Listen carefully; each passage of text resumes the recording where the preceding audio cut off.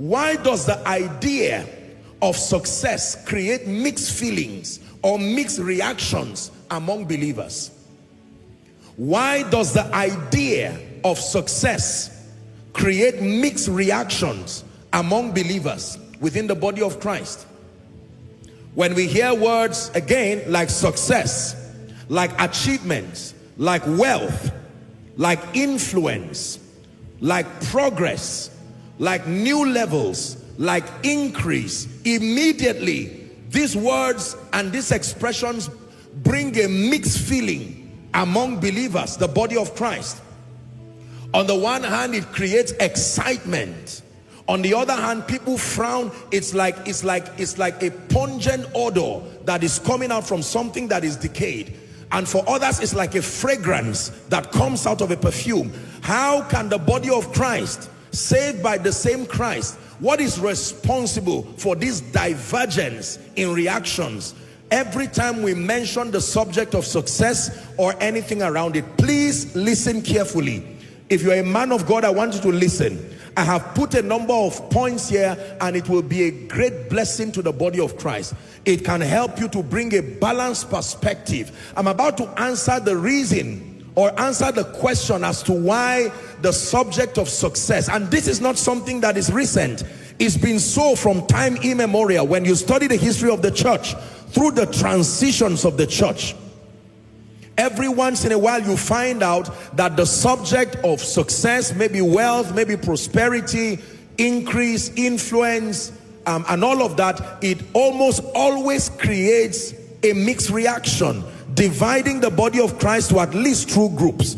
On the one, people who embrace it with joy and gladness, whether from sincerity or from a lustful standpoint, at least they embrace it. It's good news. And then on the other hand, those who embrace, who reject it in anger, and the anger varies at various levels. There is an answer to it, and I hope that God will provide the answers. I'm going to give you a few answers as to why the idea of success has until now created a mixed reaction among believers. Reason number one, very quickly. The first reason I believe why the body of Christ has reacted and still reacts in various ways to any subject of success, are you ready? Is that the subject, I'll allow you to just listen to me and then we'll write. The first reason I wrote here is that the subject of success has been taught only from a standpoint of material acquisitions, while ignoring nobler parameters like spiritual health, fulfillment, and peace. Please listen before you write. Listen before you write. I'm going to dictate it, but I need your attention. So I'm answering the question as to why, when you mention the subject of success, there are people embracing it with joy, but there are people reacting so badly to it. And there are legitimate answers. Answer number one is that the subject of success has largely been taught only from a standpoint of material acquisitions, while ignoring nobler parameters like spiritual health, like fulfillment and peace. Are we together?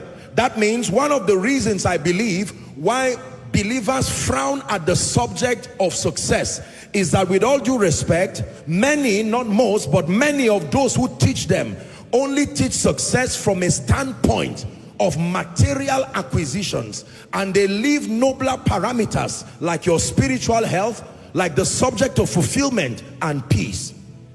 And so because of this, those who have been able to, cross-examine those teachings immediately put an X on it and they frown. They say, no, something is wrong. And they are right based on that description, because the subject of success from the kingdom goes way beyond material acquisitions.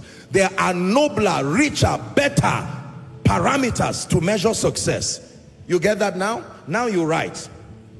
The first reason why success creates mixed reactions, if you're yet to write, is that success, the subject of success, has been taught only, or largely taught only, from a standpoint of material acquisitions, while ignoring nobler parameters like spiritual health, nobler parameters like fulfillment, nobler parameters like peace. This is the first explanation as to this divergence in the body of Christ over the subject of success.